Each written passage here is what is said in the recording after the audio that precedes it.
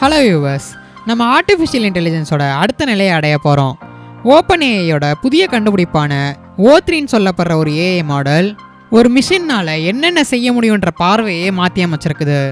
இந்த O3 AI model தான் ஏஜிஐன்னு சொல்லப்படுற ஆர்டிஃபிஷியல் ஜென்ரல் இன்டெலிஜென்ஸோட ஒரு தொடக்க புள்ளியாக அமைஞ்சிருக்குது.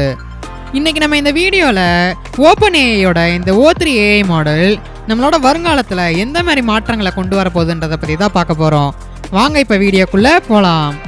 நம்ம சேனலுக்கு நீங்கள் புதுசாக இருந்தால் கீழே இருக்கிற ரெட் கலர் சப்ஸ்கிரைப் பட்டனை ப்ரெஸ் பண்ணிவிட்டு அப்படியே பக்கத்தில் இருக்கிற பெல் ஐக்கானே ப்ரெஸ் பண்ணி வச்சுக்கோங்க. அப்போ தான் நம்ம போடுற அப்டேட்ஸ் உங்களுக்கு உடனே கிடைக்கும். ஸோ இந்த O3 ஏஐ மாடல்னால் என்ன? இந்த O3 ஏஐ மாடலுங்கிறது ஓப்பன் ஏஐயோட ஒரு புதிய ஏஐ சிஸ்டம்.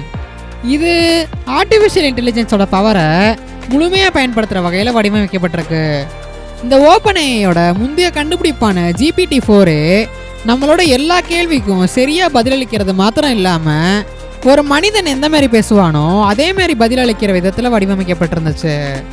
ஆனால் இந்த O3 இதை அடுத்த லெவலுக்கு கொண்டு போகிறது மாத்திரம் இல்லாமல் அட்வான்ஸ் ரீசனிங் மற்றும் ரியல் டைம் டிசிஷன் மேக்கிங் போன்ற செயல்களை மேற்கொள்கிற விதத்தில் வடிவமைக்கப்பட்டிருக்கு.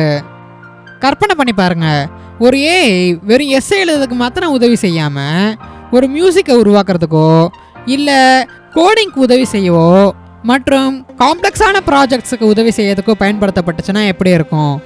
அப்பேற்பட்ட ஒரு ஏஐ தான் இந்த O3. இதை ஏஜிஐன்னு சொல்லப்படுற ஆர்டிஃபிஷியல் ஜென்ரல் இன்டெலிஜென்ஸோட ஒரு முதல் முயற்சியாக ஓப்பன் ஏஐ நிறுவனம் அறிவிச்சிருக்கு. இந்த O3 ஏஐ மாடலை பற்றி இன்னும் தெளிவாக பார்க்கலாம். இந்த O3 AI advance neural network architecture மூலமா ஸ்பீடையும் ஸ்கேலபிலிட்டியும் அதிகப்படுத்துது. அது மாத்திரம் இல்லாமல் இது லிட்ரேச்சர், சயின்ஸ் மற்றும் ரியல் டைம் இன்டர்நெட் அப்டேட் போன்ற பல்வேறு டொமைனில் இருக்கிற டேட்டா செட் மூலமா ட்ரெயின் படுத்தப்பட்டிருக்கு. ஆனால் இங்கேருந்து தான் இது இன்ட்ரெஸ்டிங்காக மாறுது. இந்த இடம் தான் தெரியலங்க இடம், மனசை தேத்திக்கங்க, பயந்துறாதீங்க. இந்த O3 அடாப்டிவ் லேர்னிங் மாடலை இன்டகிரேட் பண்ணி உருவாக்கப்பட்டிருக்கதா சொல்லியிருக்காங்க. அதாவது இந்த அடாப்டிவ் லேர்னிங் மாடலுங்கிறது ஒரு டேட்டா அல்லது இன்ஸ்ட்ரக்ஷனை ஒவ்வொருத்தவங்களோட தனிப்பட்ட தேவையை புரிஞ்சுக்கிட்டு அதுக்கு ஏற்ற மாதிரி ரெஸ்பான்ஸ் பண்ணுறதுன்னு சொல்லலாம். இந்த ஒரு மாடலோட உதவியால் இந்த ஏஐ அதோட ரெஸ்பான்ஸை அதோட சந்தர்ப்பத்துக்கு ஏற்ற மாதிரி வடிவமைச்சுக்கும். ஒரு உதாரணத்துக்கு நீங்கள் ஒரு சயின்ஸ் ப்ராஜெக்டில் ஒர்க் பண்ணுறீங்கன்னா இந்த O3 அதோட ரெஸ்பான்ஸை ஒரு அகாடமிக் ஸ்டாண்டர்டுக்கு ஏற்ற மாதிரி வடிவமைச்சுக்கும். இந்த மாதிரி இந்த O3யை தனித்துவமாக மாற்றுற ஒரு சில ஃபீச்சர்ஸை பற்றி பார்க்கலாம்.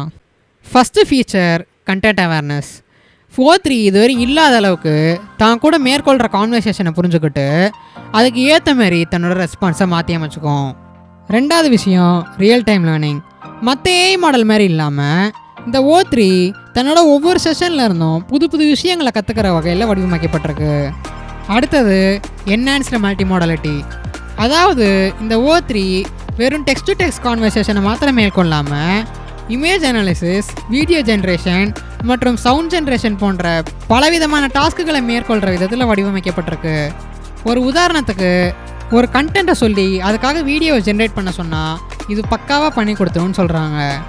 அடுத்தது கொலாபரேட்டிவ் இன்டெலிஜென்ஸ். இந்த O3னால் மனிதர்களோட சேர்ந்து ரியல் டைமில் வேலை செய்ய முடியும்னு சொல்கிறாங்க. ஸோ இதனால் என்ன மாதிரி முன்னேற்றங்கள் ஏற்படலாம்?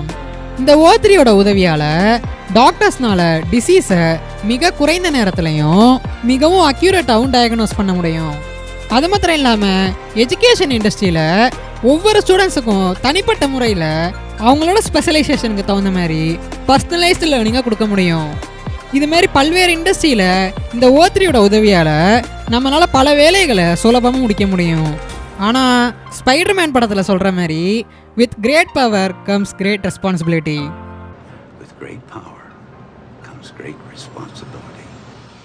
இது ஏன்னா இந்த ஏஐ மூலமா பல பேருக்கு வேலை இழப்பு ஏற்படுறதுக்கோ மற்றும் சைபர் கிரைம் ஜாஸ்தியாகிறதுக்கு வாய்ப்பு இருக்குன்னு சொல்லிட்டு சில பேர் பயப்படுறாங்க. இந்த ஒரு காரணத்தினால இந்த ஓப்பன் ஏஐ நிறுவனம் இப்போதைக்கு இந்த O3யை பப்ளிக்கோட யூஸுக்கு கொண்டு வரல. இது ஏன்னா இந்த O3யோட செக்யூரிட்டி ப்ரோட்டோகால்ஸ் அதிகரித்து இது மனித இனத்துக்கு பயனுள்ளதாக இருக்கணும்னு சொல்லிட்டு அவங்க விரும்புகிறாங்க. ஒரு உதாரணத்துக்கு இந்த O3யை ஒரு மெயிலை க்ரியேட் பண்ண சொன்னாலோ இல்லை ஒரு இமேஜ் அனலைஸ் பண்ண சொன்னாலோ இல்லை ஒரு மியூசிக்கை ஜென்ரேட் பண்ண சொன்னாலோ இப்பேற்பட்ட எல்லா டாஸ்கையும் இதால் சுலபமாகவும் அக்யூரேட்டாகவும் குறைஞ்ச நேரத்தில் பண்ண முடியும்.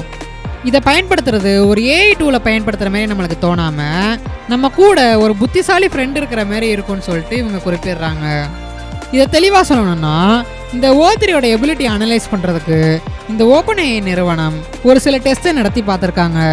இந்த ஒரு டெஸ்ட்டில் இந்த O3 ஹை டியூனில் 88%, லோ டியூனில் 76% ஸ்கோர் பண்ணியிருக்குது. இந்த ஹை அண்ட் லோன்றது இதோட ஆப்டிமைசேஷன் லெவலை குறிக்குது. ஆனால் இதோட முந்தைய ஜென்ரேஷனான O1லாம் வெறும் 32% தான் ஸ்கோர் பண்ணியிருக்குது. என்னதான் இந்த O3 எடுத்திருக்க ஸ்கோரெல்லாம் பார்க்கல நல்லா இருந்தாலும் இதுக்கு ஆன செலவுமே மிகவும் ஜாஸ்தியாக இருந்திருக்கு. அதாவது இந்த கிராஃபில் காமிச்சிருக்கப்படி இந்த O3யை ஹை டியூனில் வச்சு டெஸ்ட் பண்ணையில் $1000 மேலே செலவாயிருக்குது. அதுவும் இது வெறும் ஒரே ஒரு டெஸ்ட் எடுக்கிறதுக்கு மாத்திரம்தான். இப்படி ஒரு டெஸ்ட்டுக்கு $1000 மேலே செலவானா இதை பப்ளிக் யூஸுக்கு கொண்டு வரது எவ்வளோ கஷ்டமாக இருக்கும்னு நீங்களே நினச்சி பாருங்கள். இந்த ஒரு காரணத்தினால இந்த O3யை இன்னும் இம்ப்ரூவ் பண்ணுற வரையும் இதை பப்ளிக் ரிலீஸ் பண்ண முடியாதுன்ட்டு OpenAI நிறுவனம் தெரிவிச்சிருக்குது. அது மாத்திரம் இல்லை, இதை ரிலீஸ் பண்ணையிலையுமே அவங்க டெஸ்ட் பண்ணிக்கிட்டு இருக்கிறதுலேருந்து 2-3 வருஷம் பழைய மாடலை தான் நம்மளுக்கு ரிலீஸ் பண்ணுவாங்கன்னு சொல்லிட்டு குறிப்பிட்டிருக்காங்க. இது ஏன்னா அப்போ தான் அதோட செக்யூரிட்டி ப்ரோட்டோகால்ஸையும் அதில் இருக்கிற எரர்ஸையும் சரி பண்ணி நம்மளுக்கு ஒரு ஸ்டேபிளான மாடலை கொடுக்க முடியும்னு சொல்லிட்டு இந்த OpenAI நிறுவனம் தெரிவிச்சிருக்குது. இந்த O3ங்கிறது வெறும் ஒரு ஆரம்பம்தான். இன்றைக்கி இந்த மாதிரி கண்டுபிடிக்கப்படுற ஒவ்வொன்றும் நாளைக்கு இதோட பெருசாக ஏதாவது கண்டுபிடிக்கிறதுக்கான ஒரு அடித்தளமாக தான் அமையுது. ஆனால் இதில் மிகப்பெரிய கேள்வியே நம்ம எப்படி இந்த ஏஐயோட எவல்யூஷனை தவறான பாதையிலேருந்து தடுத்து பொறுப்பானதாக கொண்டு போக போகிறோன்றதை பற்றி தான். ஆனால் இந்த ஒரு காரணத்தினால நம்ம இந்த ஏஐயோட எவல்யூஷனை நிறுத்திட முடியாது. அதனால் நம்மளை அதுக்கு ஏற்ற மாதிரி மேன்மைப்படுத்திக்கணும்.